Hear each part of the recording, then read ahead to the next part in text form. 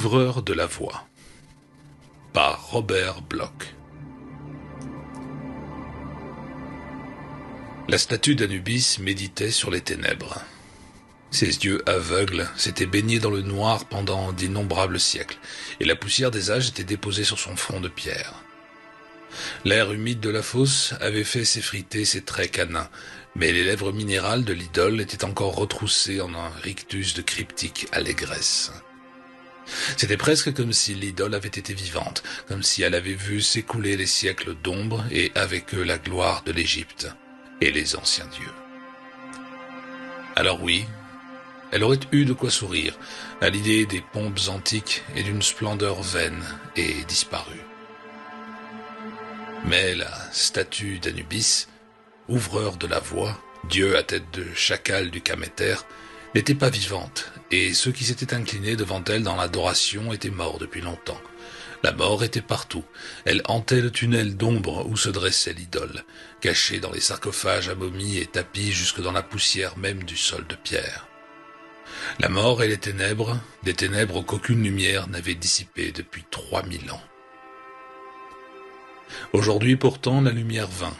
Elle fut annoncée par un grincement de métal, lorsque la porte de fer à l'extrémité du passage s'ouvrit sur ses gonds rouillés. S'ouvrit pour la première fois en 30 siècles. Par l'ouverture entra l'étrange clarté d'une torche, et soudain le bruit de voix.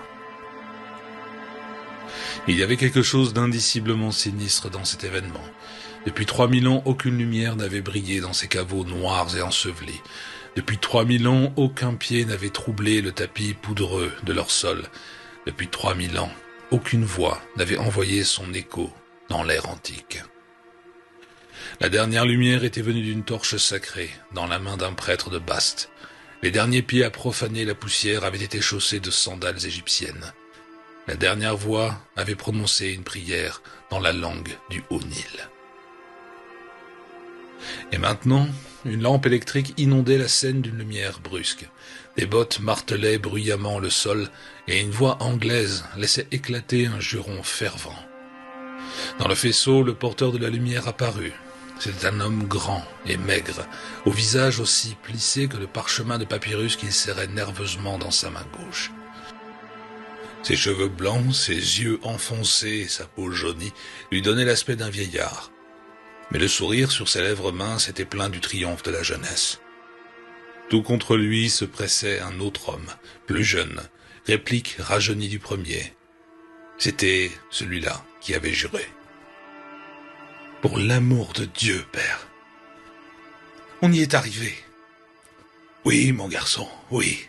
Regardez, la statue, exactement comme sur la carte. » Les deux hommes s'avancèrent doucement dans le passage jonché de poussière et s'arrêtèrent juste devant l'idole. Sir Ronald Barton, le porteur de la lumière, leva sa lampe pour examiner plus attentivement la figure du dieu. Peter Barton se tenait à son côté, les yeux suivant ceux de son père. Longtemps, les intrus scrutèrent le gardien du tombeau qu'ils venaient le violer. C'était un instant étrange, là, dans le boyau souterrain, un instant qui enjambait l'éternité, tandis que l'ancien faisait face au nouveau. Les deux hommes levèrent les yeux vers l'eidolon avec stupeur et crainte. La figure colossale du dieu chacal dominait le passage obscur, et sa forme battue par le temps conservait encore des vestiges d'une grandeur imposante et d'une menace inexplicable. L'irruption soudaine de l'air extérieur apporté par la porte ouverte avait balayé la poussière du corps de l'idole, et les intrus en détaillèrent l'éclat avec un malaise vague. Anubis mesurait 12 pieds, une silhouette presque humaine, avec sur les épaules massives la face canine d'un chacal. Les bras de la statue étaient tendus dans une attitude d'avertissement, comme si elle s'efforçait de repousser le passage des étrangers. C'était singulier, car à toutes fins utiles, le gardien ne semblait avoir derrière lui qu'une étroite niche creusée dans le mur. Pourtant, il se dégageait du dieu une suggestion de mal, un soupçon d'humanité bestiale dans son corps, comme s'il dissimulait une vie secrète, consciente. Le sourire connaisseur du visage sculpté semblait cyniquement vivant. Les yeux, bien que de pierre, portaient une étrange et troublante lucidité. C'était comme si la statue était vivante, ou plutôt comme si elle n'était qu'un manteau de pierre abritant la vie. Les deux explorateurs le sentirent sans parler, et pendant une longue minute, ils contemplèrent l'ouvreur de la voie avec inquiétude. Puis, sursautant presque, le plus âgé reprit cette vivacité de ton qui lui était habituelle. « Eh bien, mon garçon, ne restons pas là à bâiller devant cette chose toute la journée. Nous avons encore beaucoup à faire. Et le plus grand travail reste encore à accomplir. As-tu regardé la carte ? » ?»« Oui, père. » La voix du jeune homme n'était ni aussi forte ni aussi ferme que celle de Sir Ronald. Il n'aimait pas l'air méphitique du passage de pierre. Il n'aimait pas cette puanteur qui semblait naître dans les ombres des angles. Il avait douloureusement conscience d'être avec son père dans une tombe cachée restée close pendant 30 siècles rampants, et il ne pouvait s'empêcher de se souvenir de la malédiction. Car il y avait une malédiction sur ce lieu, et c'était elle justement qui l'avait conduit à sa découverte. Sir Ronald l'avait trouvé lors des fouilles de la 9e pyramide, ce papyrus moisi, ce parchemin qui détenait la clé d'un passage secret. Comment il l'avait fait passer en fraude sous le nez des responsables de l'expédition, nul ne saurait le dire, mais il y était parvenu, d'une manière ou d'une autre. Après tout, on ne pouvait pas entièrement le blâmer, bien que le vol de trophées d'expédition soit une offense grave. Depuis 20 ans, Sir Ronald Barton avait fouillé les déserts, exhumé des reliques sacrées, déchiffré des hiéroglyphes, déterrant momies, statues, meubles anciens ou pierres précieuses. Il avait mis au jour d'innombrables richesses et des manuscrits d'une valeur inestimable pour son gouvernement. Pourtant, il avait toujours été pauvre et n'avait jamais été récompensé en devenant chef d'une expédition à lui. Qui pourrait le blâmer d'avoir commis ce faux pas, ce seul qu'il savait devoir le mener enfin à la gloire et à la fortune. D'ailleurs, il vieillissait, et après 20 années passées en Égypte, tous les archéologues deviennent un peu fous. Il y a quelque chose dans le soleil morne au-dessus des têtes qui paralyse le cerveau. Les hommes, lorsqu'ils fouillent le sable et creusent dans des ruines profanées, quelque chose dans l'immobile ténèbre humide sous terre, dans les failles des temples, qui glace l'âme. Il n'est pas bon de contempler les anciens dieux dans des lieux où ils règnent encore, car Boubasti, sa tête de chat, Seth au serpent et le mauvais Amon-Ra froncent le front, gardiens sombres dans les pylônes pourpres devant les pyramides. Sur tout cela pèse une atmosphère de choses interdites et mortes depuis longtemps, et elle se glisse dans le sang. Sir Ronald avait un peu trempé dans la sorcellerie. Peut-être cela l'atteignit-il plus violemment que les autres. Quoi qu'il en soit, il vola le parchemin. Il avait été écrit par un prêtre de l'antique Égypte, mais ce prêtre n'avait pas été un homme saint. Nul ne peut écrire comme il avait écrit sans violer ses vœux. C'est une chose effroyable, ce manuscrit, saturé de sorcellerie et hideux de demi-horreurs à peine suggérées. L'enchanteur qui l'avait rédigé faisait allusion à des dieux bien plus anciens que ceux qu'il prétendait servir. Il y était question du messager démon et du temple noir, lié au mythe et au cycle légendaire secret des jours pré-adamites. Car de même que la religion chrétienne a sa messe noire, de même que toute secte a son culte clandestin du diable, les Égyptiens connaissaient leur propre dieu plus sombre. Les noms de ces maudits étaient consignés avec les oraisons nécessaires à leur invocation. Le texte débordait d'affirmations choquantes et blasphématoires, menaces contre la religion dominante et terribles malédictions jetées sur ceux qui la soutenaient. Peut-être est-ce pour cela que Sir Ronald l'avait trouvé enterré avec la momie du prêtre. Ces découvreurs n'avaient pas osé le détruire de peur du châtiment qui pouvait s'abattre sur eux. Ils avaient toutefois leur vengeance, car la momie du prêtre fut retrouvée sans bras, sans jambes et sans yeux, et ses membres n'avaient pas disparu par la simple action du temps. Sir Ronald, bien qu'il trouvât les passages d'un intérêt intense, fut surtout frappé par la dernière page. C'était là que le sacrilège racontait le tombeau de son maître, qui dirigeait les cultes obscurs de son époque. Il avait une carte, un schéma et certaines indications, et ces indications n'étaient pas en égyptien, mais en cunéiforme chaldéen. Sans doute est-ce pour cela que les prêtres vengeurs n'avaient pas cherché eux-mêmes l'endroit pour le détruire. Ils ne connaissaient probablement pas la langue, à moins que la peur de la malédiction ne les en ait tenus éloignés. Peter Barton se souvenait encore de cette nuit au Caire lorsque son père et lui avaient lu pour la première fois dans une traduction. Il revoyait l'éclat avide dans les yeux de Sir Ronald, la profondeur tremblante de sa voix gutturale. Et comme les cartes l'indiquent, tu trouveras là le tombeau du maître qui repose avec ses acolytes et tout son trésor. » La voix de Sir Ronald faillit se briser d'excitation lorsqu'il prononça ce dernier mot. « Et à l'entrée, la nuit où l'étoile du chien est ascendante, tu dois offrir 3 chacals sur un autel en sacrifice, et de leur sang parsemer les sables autour de l'ouverture. Alors descendront les chauves-souris, afin qu'elles aient festin, et porteront leurs joyeuses nouvelles de sang au père Seth dans l'au-dessous. » « Superstitieux Fatra » s'était exclamé le jeune Peter. « Ne te moque pas, mon garçon, » avait conseillé Sir Ronald. « Je pourrais te donner des raisons de ce qui est écrit plus haut et te faire comprendre, mais je crains que la vérité ne te trouble inutilement. » Peter était resté silencieux pendant que son père poursuivait. « En descendant dans le passage extérieur, tu trouveras la porte marquée du symbole du maître qui attend au-dedans. Saisis le symbole par la 7e langue dans la 7e tête, et avec un couteau enlève-la. Alors la barrière cédera et la porte du tombeau sera tienne.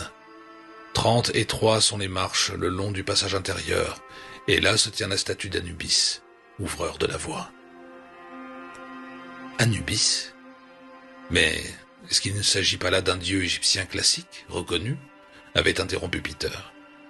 Son père répondit en lisant le manuscrit lui-même. Car le seigneur Anubis tient les clés de la vie et de la mort. Il garde le cryptique carnétaire, et nul ne passera le voile sans son consentement. Certains estiment que le dieu chacal est l'ami de ceux qui règnent, mais il ne l'est point. Anubis se tient dans l'ombre car il est le gardien des mystères. Aux jours anciens dont nul ne peut compter le nombre, il est écrit que le seigneur Anubis se révéla aux hommes, et le maître d'alors façonna la première image du dieu selon sa véritable ressemblance. Telle est l'image que tu trouveras au terme du passage intérieur, la première image véritable de l'ouvreur de la voie. Renversant. Pensez à ce que cela signifie si c'est vrai. Imaginez découvrir la statue originelle du dieu. Son père avait seulement souri, un sourire un peu blême, avait pensé Peter. Il est des façons, dit le manuscrit, par lesquelles la première image diffère des autres. Ces façons ne sont pas bonnes pour les hommes que nous connaissons. Aussi les maîtres au fil des âges cachèrent-ils la première ressemblance et la firent adorer selon ses exigences. Mais à présent que nos ennemis, que leurs âmes et leurs viscères pourrissent, ont osé profaner les rites, le maître jugea bon de cacher l'image et de l'ensevelir avec lui, lorsqu'il mourut. La voix de Sir Reginald trembla lorsqu'il lut les lignes suivantes. Mais Anubis ne se tient pas à la tête du passage intérieur pour cette seule raison. On le nomme vraiment l'ouvreur de la voie, et sans son aide, nul ne peut atteindre le tombeau au-dedans. Ici, l'homme âgé s'est arrêté tout net, pendant longtemps. « Qu'est-ce qu'il y a ?» s'était impatienté Peter. « J'imagine qu'il y a encore un rituel idiot impliquant la statue, n'est-ce pas ?» Sir Ronald n'avait pas répondu. Il l'avait lu silencieusement pour lui seul. Peter avait remarqué que les mains de son père tremblaient en tenant le parchemin, et lorsque l'homme releva enfin la tête, son visage était très pâle. « Oui, mon garçon, c'est ça. Un autre rituel idiot, mais inutile de s'en soucier avant d'être sur place. Vous comptez aller découvrir l'endroit ? Il faut que j'y aille. » Le ton de Sir Ronald était contraint. Il jeta un nouveau regard au dernier passage du parchemin. « Mais prends garde, car ceux qui ne croient point mourront. Même s'ils passent le seigneur Anubis, il saura et ne permettra pas leur retour dans le monde des hommes. Car l'eidolon d'Anubis est très étrange et tient une âme secrète. » Le vieil archéologue débita ces derniers mots très vite, puis replia aussitôt le parchemin. Après cela, il tourna délibérément la conversation vers des choses pratiques, comme s'il cherchait à oublier ce qu'il venait de lire. Les semaines suivantes furent consacrées à préparer le voyage vers le sud, et Sir Ronald sembla éviter son fils, sauf quand il était nécessaire de discuter de l'expédition elle-même. Mais Peter, lui, n'avait pas oublié. Il se demandait ce que son père avait lu en silence, ce rituel secret qui permettait de franchir l'ouvreur de la voie. Pourquoi son père avait blêmi et tremblé, puis changé si vite de sujet pour revenir à des choses plus raisonnables? Pourquoi gardait-il le parchemin si jalousement, et quelle était au juste la nature de la malédiction mentionnée à la fin? Peter rumina longtemps ces questions, mais il finit par dissiper ses peurs les plus vives, parce que l'organisation de l'expédition exigeait une attention constante à des détails techniques. Ce ne fut qu'une fois dans le désert que ses appréhensions revinrent, et alors elles le tourmentèrent cruellement. Il y a dans le désert un air d'antiquité enfanté par les éons, une aura de l'ancien qui fait sentir que les triomphes mesquins de l'homme sont aussi fugitifs et aussi vite effacés que ses empreintes dans le sable mouvant. En de tels lieux, une médication sphinxiale descend sur l'âme, et des soliloques sombres sans frein montent gouverner l'esprit. Le jeune Peter subissait le sortilège des sables silencieux. Il essayait de se rappeler certaines choses que son père lui avait autrefois dites à propos de la sorcellerie égyptienne et de la magie miraculeuse des grands prêtres. Les légendes de tombes et d'horreurs souterraines prenaient ici une réalité nouvelle, dans le lieu même de leur naissance. Peter Barton connaissait personnellement bien des hommes qui croyaient à la puissance des malédictions, et certains d'entre eux étaient morts étrangement. Il y avait l'affaire Toutankhamon, le scandale du temps de Poe, et les terribles rumeurs concernant la fin de cet aventurier malsain, le docteur Carnotti. La nuit, sous les étoiles indiscrètes, il se les rappelait, frissonnait de nouveau à l'idée de ce qui pouvait l'attendre. Lorsque Sir Ronald eut dressé le camp à l'endroit indiqué par la carte, de nouvelles terreurs plus concrètes surgirent. Cette première nuit-là, Sir Ronald s'en alla seul dans les collines derrière les tentes. Il emportait une chèvre blanche avec un couteau affûté. Son fils, l'ayant suivi, surprit le vieil homme après que l'acte eût été accompli, lorsque le sable avait bu le sang de la chèvre. Ce dernier luisait horriblement au clair de lune, et une rouge lueur d'égale violence flambait dans les yeux du tueur. Peter ne révéla pas sa présence. Il ne jugea pas sage d'interrompre son père pendant que celui-ci marmonnait ses phrases égyptiennes extravagantes sous la lune moqueuse. En vérité, Peter avait plus qu'un peu peur de Sir Ronald. Sans cela, il aurait tenté de le dissuader de poursuivre l'expédition. Mais il y avait dans l'attitude de Sir Ronald quelque chose qui suggérait une détermination folle qu'aucun obstacle ne pouvait détourner. C'était cela qui fit taire Peter. Cela qui l'empêcha de demander franchement à son père les véritables détails de la mystérieuse malédiction du parchemin. Le lendemain de l'étrange incident dans les collines nocturnes, Sir Ronald, après avoir consulté certaines cartes zodiacales, annonça que l'on commencerait à creuser. Avec soin, les yeux sur la carte, il mesura ses pas jusqu'à un point exact dans les sables et ordonna aux hommes de travailler. Au coucher du soleil, un puits de 10 pieds bâillait comme une grande plaie dans la terre, et des indigènes excités proclamèrent qu'une porte se trouvait là-dessous. À ce stade, Peter, dont les nerfs étaient près de rompre, avait trop peur de son père pour protester lorsqu'on lui ordonna de descendre jusqu'au fond de l'excavation. Sans doute l'homme âgé était-il en proie à une aberration sévère, mais Peter, qui aimait réellement son père, jugea préférable de ne pas le provoquer en refusant d'obéir. L'idée de descendre dans ce gouffre lui était insupportable, car l'odeur suintante en était d'une répulsion accablante. Pourtant, la puanteur d'en bas était 1000 fois plus supportable que la vue de la porte sombre, d'où elle s'était insinuée. C'était donc la porte du passage extérieur dont parlait le manuscrit. Soudain, Peter comprit ce que signifiait l'allusion à la 7e langue dans la 7e tête, et il eût préféré que ce sens demeurât à jamais obscur dans son esprit, car la porte était ornée d'un symbole d'argent, encadré selon l'idéographie familière du savoir égyptologique. Ce symbole central se composait de têtes de 7 principaux dieux égyptiens, Osiris, Isis, Ra, Bast, Thoth, Seth et Anubis. Mais l'horreur résidait dans le fait que ces 7 têtes jaillissaient d'un seul et même corps, et ce corps n'était celui d'aucun dieu connu, jusqu'alors, dans les mythes. Cette figure n'était pas anthropomorphe, elle ne portait rien qui singeât la forme humaine, et Peter ne pouvait se souvenir d'aucun parallèle dans toute la cosmologie égyptienne, d'aucune image, même lointaine, qui pût être interprétée comme ressemblant de près ou de loin à cette horreur absolument étrangère. L'aversion quixotique qu'elle suscitait ne pouvait être attribuée à quoi que ce soit que l'on puisse mettre en mots. La vue de ce symbole semblait envoyer de petits tentacules de terreur par les yeux de Peter, de minuscules tentacules qui prenaient racine dans son cerveau afin de le vider de tout sentiment, sauf la peur. Une part de cela venait peut-être du fait que le corps paraissait changer sans cesse, se fondre, d'une forme indescriptible à une autre, Vu sous un certain angle, il y avait l'apparence d'une masse de serpent à la manière de méduse. Le second regard révélait une luisante gerbe de fleurs vampiriques, aux pétales protoplasmiques et glacés, qui semblaient se tisser en une soif pâteuse de sang. Un troisième donnait l'illusion que la masse informe n'était qu'un chaos de crânes d'argent. À un autre moment, elle semblait contenir un motif cosmique caché, des étoiles et des planètes si comprimées qu'elles suggéraient l'énormité de tout l'espace au-delà. Quel art démoniaque pouvait produire un tel composite de cauchemar? Peter n'aurait su le dire, et il n'aimait pas imaginer que ce fût l'œuvre d'un artiste humain. Il lui semblait y avoir sur cette porte une implication sinistre, une portée allégorique. Ces têtes posées sur ce fond déroutant étaient peut-être le symbole d'une horreur secrète, régnant derrière tous les dieux des hommes. Mais plus tard, il regardait. Plus son esprit s'absorbait dans l'intrication argentée du dessin. C'était irrésistible, hypnotique. Le contempler revenait à méditer sur le sens de la vie.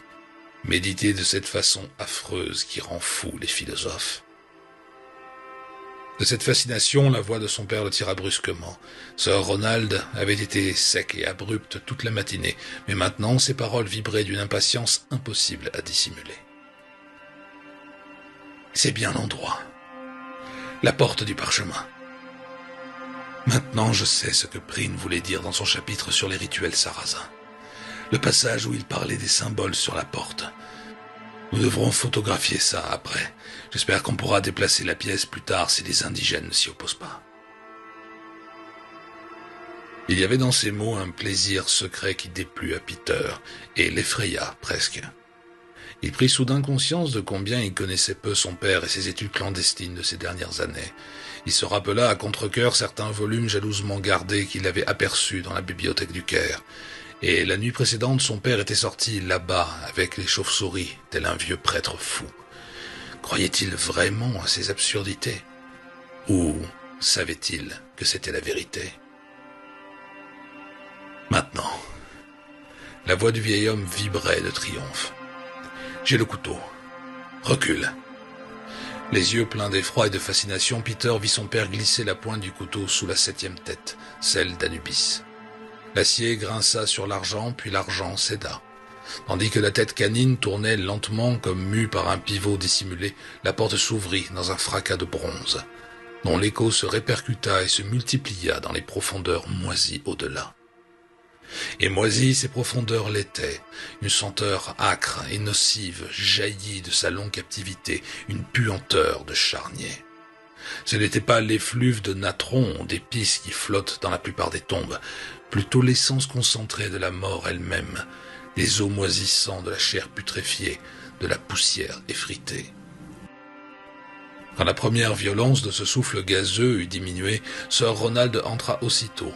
Son fils le suivit, mais beaucoup moins vite. Les 33 marches en pente du corridor furent franchies, comme l'avait prédit le manuscrit, puis lanterne en main, le vieil homme se trouva face à l'eidolone énigmatique d'Anubis. Après ce premier examen bouleversant durant lequel Peter se rappela avec malaise les incidents précédents, Sir Ronald interrompit la rêverie de son fils et parla. Il chuchota, là, devant la statue géante du dieu, qui semblait abaisser sur sa petitesse des hommes des yeux funestes et conscients. Quelques jeux de lumière de la lanterne paraissaient modifier les contours du visage de Pierre. Le rictus taillé se muait en un ricanement de menace, réjoui. Et l'appréhension sombre que cela éveilla chez Peter fut bientôt submergée par une frayeur plus aiguë encore, lorsqu'il entendit les mots de son père. « Écoute, mon garçon, je ne t'ai pas dit tout ce que le parchemin m'avait révélé. Tu t'en souviens. Il y avait une partie que je n'ai lue que pour moi. J'avais des raisons de ne pas te laisser connaître la suite. Tu n'aurais pas compris. Et tu aurais probablement refusé de venir ici avec moi.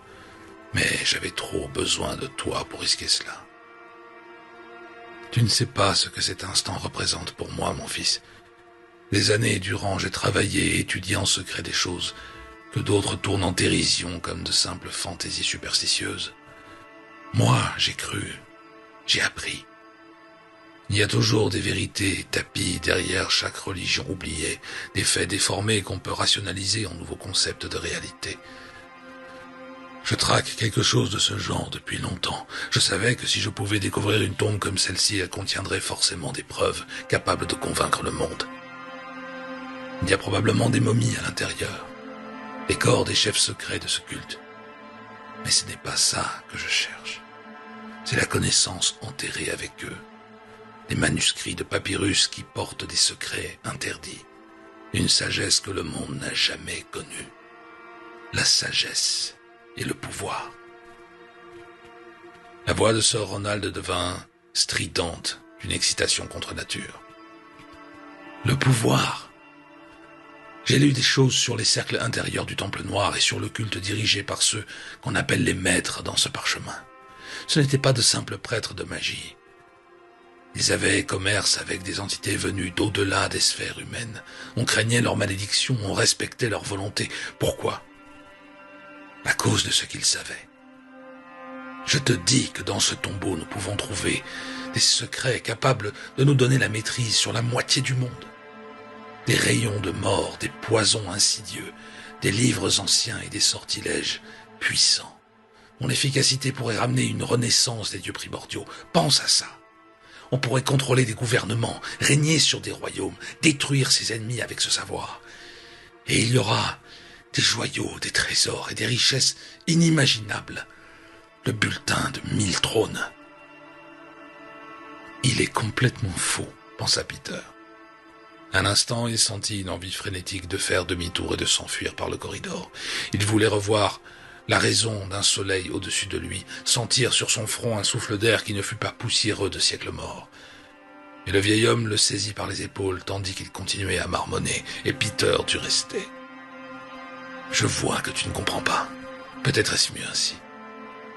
Mais cela n'a pas d'importance. Moi, je sais ce que je fais. Toi aussi, tu le sauras, une fois que j'aurai fait ce qui est nécessaire. Il faut que je te dise maintenant ce que le parchemin contenait, cette partie que je n'ai pas lue à voix haute. » Un instinct intérieur hurla des avertissements muets dans le cerveau de Peter. Il devait s'en aller. Il le fallait. Mais l'étreinte de son père était ferme, bien que sa voix tremblât. La partie dont je parle explique comment passer cette statue et entrer dans le tombeau lui-même. Non, rien ne se découvre en regardant la chose. Il n'y a pas de passage secret derrière, pas de levier caché dans le corps du dieu. Le maître et ses acolytes étaient plus subtils que ça. Les moyens mécaniques ne servent à rien. Il n'y a qu'une seule façon d'entrer dans le tombeau au-delà, et c'est à travers le corps même du dieu. Peter leva de nouveau les yeux vers le visage d'Anubis. La face de chacal était crispée en une compréhension rusée. Ou n'était-ce qu'un jeu de lumière? Son père poursuivit, pressé. « Ça paraît étrange, mais c'est la vérité. Tu te souviens de ce que disait le parchemin? Que cette statue était la première, différente des autres. De la façon dont il insistait sur le fait qu'Anubis est l'ouvreur de la voie, et suggérait son âme secrète. Eh bien, les lignes suivantes l'expliquaient.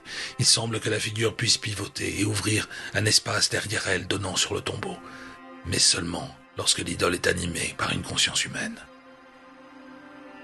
Ils étaient tous fous. Peter le sut, lui, son père, les vieux prêtres et la statue elle-même. Tous des êtres déments dans un monde de chaos. Cela ne veut dire qu'une chose. Je dois m'hypnotiser en fixant le dieu, m'hypnotiser jusqu'à ce que mon âme entre dans son corps et ouvre la voie au-delà. Ce n'est pas une conception si bizarre au fond. Les yogis croient que, dans leur transe, ils s'incarnent dans le dieu. L'état auto-hypnotique est une manifestation religieuse chez toutes les races, et le mesmérisme est une vérité scientifique, une vérité connue et pratiquée des milliers d'années avant que la psychologie ne soit posée comme l'étude organisée. Ces prêtres connaissaient manifestement le principe. Voilà donc ce que je dois faire. M'hypnotiser pour que mon âme ou ma conscience entre dans l'image. Alors je pourrai ouvrir le tombeau derrière. Mais, père, la malédiction, balbutia Peter, retrouvant enfin sa voix. Vous savez ce que ça dit? Une malédiction sur ceux qui ne croient pas. Quelque chose sur le fait que le seigneur Anubis est un gardien autant qu'un ouvreur de la voie. Et ça alors? Pure foutaise. Le ton de Sir Ronald était fanatiquement assuré. C'était seulement écrit pour effrayer les pilleurs de tombes. De toute façon, il faut que je prenne le risque. Toi, tu n'as qu'à attendre. Une fois que je serai en transe, la statue bougera et le passage au-delà sera révélé. Entre aussitôt. Ensuite, secoue mon corps vigoureusement pour rendre le coma. Et tout ira bien. Il y avait dans les paroles de son père une autorité qu'on ne pouvait nier. Alors Peter leva la lanterne et laissa son faisceau courir sur le visage d'Anubis. Il resta silencieux tandis que son père fixait les yeux du chacal, ses yeux de pierre, ses yeux fixes qui les avaient tant troublés par leur promesse d'une vie secrète. C'était un tableau terrible. Les deux hommes et le dieu de 12 pieds se faisant face dans un caveau noir sous la terre. Les lèvres de Sir Ronald remuaient en fragments de prières égyptiennes antiques. Ses yeux étaient rivés à un nimbe de lumière qui semblait s'être posé sur le front canin. Peu à peu, son regard devint vitreux, le clignement cessa, et les pupilles s'embrasèrent d'un feu nyctalope étrange. Le corps de l'homme s'affaissa visiblement comme si on en vampirisait toute vie. Puis à l'horreur de Peter, une pâleur envahit le visage de son père et il s'affaissa en silence sur le sol de pierre. Mais ses yeux ne quittèrent jamais ceux de l'idole. Le bras gauche de Peter, qui tenait la lanterne levée, fut saisi d'une convulsion spasmodique d'effroi absolu. Les minutes s'écoulaient en silence. Le temps n'a pas de sens dans un lieu de mort. Peter ne pouvait penser.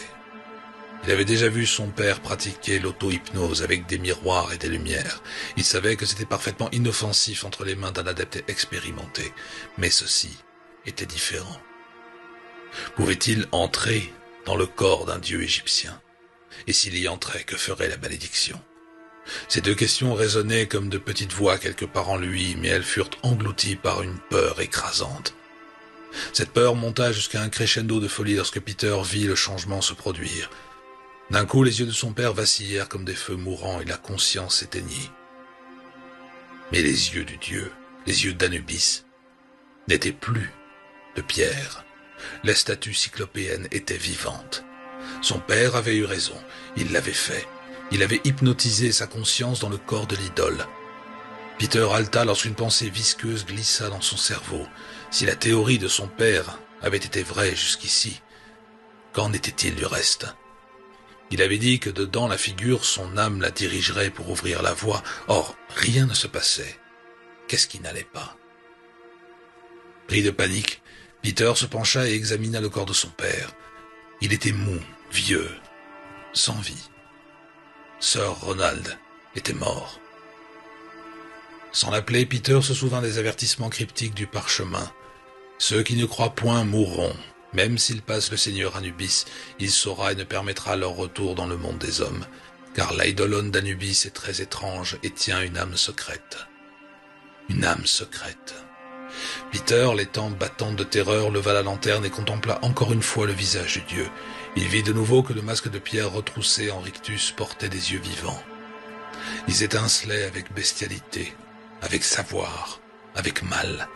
Et Peter, les voyant, devint fou. Il ne pensa pas, parce qu'il ne pouvait plus penser. Il sut seulement que son père était mort et que cette statue l'avait tué d'une manière ou d'une autre, et qu'elle venait de prendre vie. Alors Peter Barton se rua soudain en avant, hurlant d'une voix rauque, et se mit à frapper l'idole de pierre avec ses poings inutiles. Ses jointures, saignantes et lacérées, griffèrent les jambes glacées, mais Anubis ne bougea pas. Et pourtant ses yeux gardèrent leur affreuse vie. L'homme blasphéma dans un délire pur, bégayant dans une voix torturée, tandis qu'il commençait à grimper jusqu'à ce que visage moqueur. Il devait savoir ce qui se cachait derrière ce regard, voir la chose et détruire sa vie contre nature. En grimpant, il sanglotait le nom de son père dans l'agonie. Combien de temps il fallut pour atteindre le haut, il ne le sut jamais. Les dernières minutes ne furent qu'une rouge bouillie de frénésie cauchemardesque. Lorsqu'il retrouva ses sens, il était agrippé précautionneusement au cou de la statue, les pieds calés sur le ventre de l'image, et il fixait toujours ses yeux terribles et vivants. Mais à peine regardait-il que le visage entier se tordait en une vie subite, atroce. Les lèvres se retroussèrent, ouvrant une caverne d'hilarité craquante, et les crocs d'Anubis se découvrirent dans une avidité terrible, lubrique. Les bras du dieu l'écrasèrent dans une étreinte de pierre, les doigts en griffes se resserrèrent sur sa gorge frémissante, étranglée. Le mufle béant se rua, et des dents de pierre s'enfoncèrent dans son cou comme celles d'un chacal. Ainsi il rencontra son destin, mais ce fut un destin bienvenu, après cet ultime instant de révélation. Les indigènes trouvèrent le corps exsangue de Peter écrasé et froissé au pied de l'idole, étendu devant la statue d'Anubis comme un sacrifice des jours d'autrefois. Son père était près de lui, et lui aussi était mort. Ils ne s'attardèrent pas dans ce refuge interdit et oublié de cette crypte antique, ni ne tentèrent d'entrer dans le tombeau derrière. Ils refermèrent au contraire les portes et rentrèrent. Là, ils dirent que le vieil Effendi et le jeune Effendi s'étaient suicidés, et ce n'était pas surprenant. Il n'y avait réellement pas d'autre explication à leurs yeux. La statue d'Anubis se tenait à nouveau sereine dans les ombres, gardant avec grimace les secrets, de nouveau sereine dans les ombres, gardant encore les caveaux secrets au-delà. Et il n'y avait plus la moindre trace de vie dans ses yeux. Et ainsi, nul ne sait ce que Peter Barton sut juste avant de mourir. Nul ne sait que tandis qu'il descendait dans la mort, il leva les yeux et contempla la révélation qui fit de cette mort une délivrance bienvenue. Car Peter apprit ce qui animait le corps du Dieu, sut ce qui vivait en lui d'une manière effroyable et déformée, sut ce qui était forcé de le tuer. Parce qu'au moment de mourir, il fixa enfin le visage vivant de Pierre d'Anubis, le visage vivant de Pierre qui portait les yeux torturés de son père.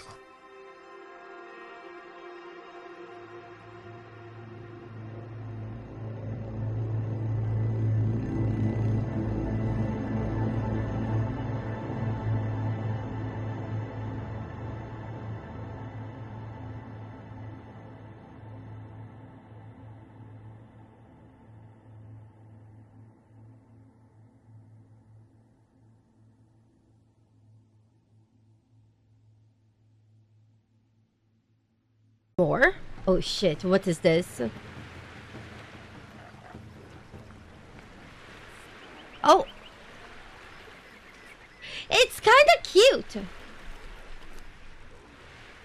What is this? We loot? Arrow, calm. Calm.